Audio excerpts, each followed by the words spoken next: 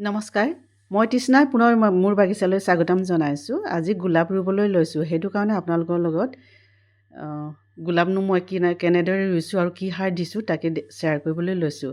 আশা কৰিছোঁ আপোনালোকে নিশ্চয় ভাল পাব। যদি ভাল লাগে শ্বেয়াৰ কৰি দিব আৰু লগতে যদি কোনোবাই প্ৰথম মোৰ চেনেলটো চাইছে, মোৰ ভিডিঅ' চাইছে, তেতিয়াহ'লে চেনেলটো ছাবস্ক্ৰাইব কৰি থ'বলৈ পাহৰি নাযাব। সদায় আপোনালোকক মই ফুলৰ টিপছ দি আহিছোঁ আৰু দি যাম।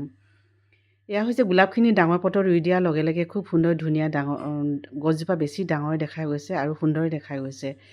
12 ইঞ্চি পটত গোলাপ ৰুই দিলেই আপুনি খুব ধুনীয়াকৈ ফুলাবলৈ পাৰিব আৰু খুব ধুনীয়া হয়। 12 ইঞ্চি বা 14 ইঞ্চি পটত ৰুই দিলেই হৈ যায় আৰু মাটি পটত ৰুলেও গোলাপ খুব সুন্দৰ হোৱা দেখা যায়। ৰুবলৈ লোৱা গোলাপখিনি হৈছে এইখিনি আৰু এই পলিবেগত খুব সুন্দৰ ধুনীয়া ডাঙৰ হৈছে। যেনেদৰে মই কিনি আনিছিলোঁ তেনেদৰে আছে, কিন্তু মোৰ যত্নৰ ফলত গোলাপবোৰ খুব সুন্দৰ ধুনীয়া হৈ পৰিল। কিয়নো মই বহুত যত্ন ল'লোঁ আৰু গছজোপা যেতিয়া লৈ আহিছিলোঁ মই বেলেগ স্থানৰ পৰা মই কিনি আনিছিলোঁ আৰু তেতিয়া গছবোৰ খুব ধুনীয়া খুব আধা মৰা যেন হৈ আহিছিল আৰু ফুলবোৰ মানে নিশকতীয়া হৈছিল। আৰু আজি মোৰ যত্নৰ ফলত গোলাপখিনি খুব সুন্দৰ ধুনীয়া হোৱা দেখা গৈছে এতিয়া, আৰু এইখিনি মই পটত ৰুবলৈ লৈছোঁ। এয়া হৈছে বায়ো ফাৰ্টিলাইজাৰ আৰু কি দিম আপোনালোকে চাই থাকিব দেই। মাটিখিনিত কিন্তু 60% মই গোবৰে মিক্স কৰিছোঁ। 60% গোবৰ দিয়া হৈছে, কাও ডাং শুকান গোবৰ ড্ৰাই কাও ডাং দিছোঁ আৰু এইখিনি দিছোঁ অৰ্গেনিক DAP। অৰ্গেনিক DAP আপোনালোকে অতি সহজলভ্য অনলাইনো অৰ্ডাৰ কৰি আনিব পাৰে আৰু বজাৰতো মাৰ্কেটতো পোৱা যায়। অৰ্গেনিক DAP দিছোঁ আৰু বায়ো ফাৰ্টিলাইজাৰ দিছোঁ আৰু দিম মই ইয়াতে SSP দিয়া হৈছে। বেছি পৰিমাণৰ নহয়, অলপ মই কাৰণ নিজলৈ এইখিনি গোলাপ ৰুইছোঁ, ইয়াতে কোনো মই পৰিমাণো জোখা নাই, নিজে অনুমান এটা কৰি দি দিছোঁ। আপোনালোকে নিজে অনুমান কৰি ল'ব। আপুনি কিমানখিনি মাটি সাজু কৰে গোলাপ ৰুবলৈ বা যিকোনো ফুল ৰুবলৈ, সেইখিনিৰ ওপৰতে ডিপেণ্ড কৰে যে মই এমুঠি দিছোঁ কাৰণে আপুনিও যে এমুঠি দিব লাগিব সেইটো কথা নহয়।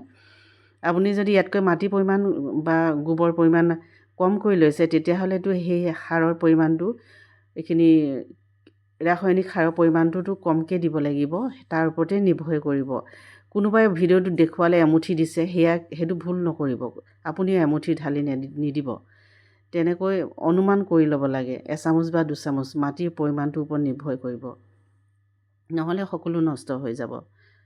আৰু এইখিনি ভালদৰে মিক্স কৰিব লাগিব এতিয়া। আৰু গোলাপত আৰু পটাছ দিব পাৰে দেই, আপোনালোকক কৈ থৈছোঁ। পটাছো প্ৰয়োজন আছে গোলাপত, পটাছ দিলেও ফুল বেছি পৰিমাণৰ ফুলিব। মই কিন্তু এতিয়ালৈকে সেইখিনি যিখিনি পলিবেগত আছিলে তাতে মই কোনো ৰাসায়নিক সাৰ ব্যৱহাৰ কৰা নাছিলোঁ। আজিহে অলপ পৰিমাণৰ SSP আৰু বায়ো ফাৰ্টিলাইজাৰ দিয়া হৈছে, আৰু যাতে মাটিখিনি গোটা নাবান্ধিবৰ কাৰণে মই SSPটো দিছোঁ, ফচফচীয়া হৈ থাকিবৰ কাৰণে।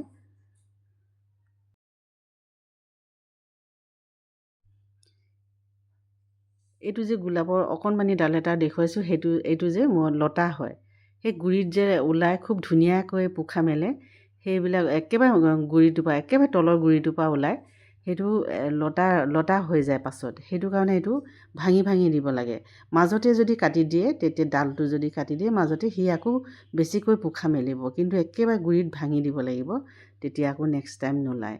গোলাপত সদায় এইটো কাৰণে চাব লাগে যে আপুনি 3 দিনৰ 4 দিনৰ মূৰে চাব লাগিব আপোনাৰ গোলাপজোপা কিবা লতাৰ দৰে ওলাইছে নেকি গুৰিটোত, সেইটো লক্ষ্য কৰিব লাগে।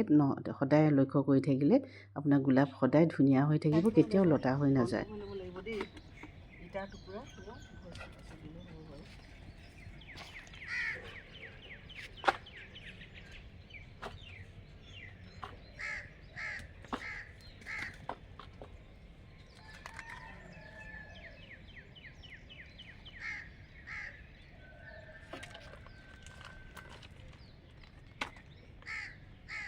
আগৰ মাটিখিনি লছ নকৰোঁ, এনেকৈ ৰুই দিম। আগৰ মাটিখিনি গোলাপৰ কাৰণে খুব ধুনীয়া। আশা কৰিছোঁ আপোনালোকে ভিডিঅ'টোৰ পৰা বহুত কথা শিকিবলৈ পাৰিব বা জানিবলৈ পাৰিব। আৰু এনেদৰে যদি গোলাপ ৰুৱে তেতিয়া সদায় আপোনাৰ গোলাপজোপা ধুনীয়া হৈ থাকিব। মাজে সময়ে আপুনি জুলীয়া সাৰ ব্যৱহাৰ কৰি থাকিব। যিমান পাৰে জৈৱিক সাৰ ব্যৱহাৰ কৰিব, তেতিয়া গোলাপজোপাত খুব সুন্দৰ ধুনীয়া দীৰ্ঘজীৱী হ'ব।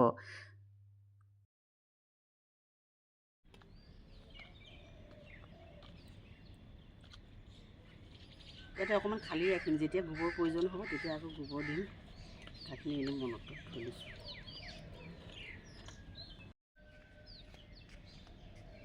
এইখিনি দেখুৱাই দেই, এইখিনি বিন্ধাখিনি এনেদৰে বন্ধ কৰি লৈছোঁ দেই।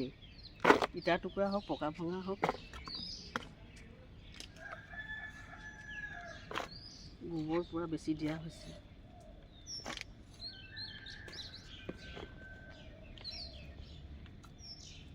সোমাই আছে।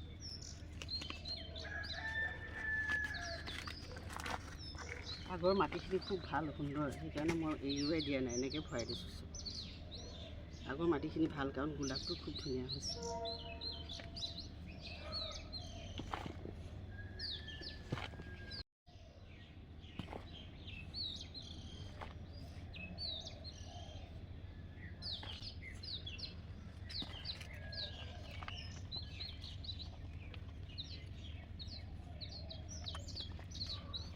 ফুলখিনি বন্ধ নকৰে, তেতিয়াহ'লে মাটিয়ে পুতি পেলাব, এইটো এয়াৰ নোসোমাব।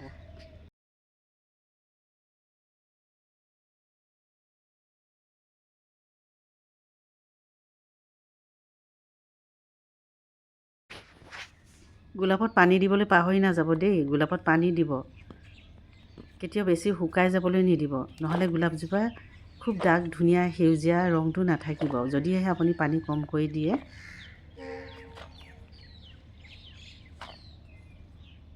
ইমান প্লাষ্টিক ক'ৰ পৰা ওলাইছে ন?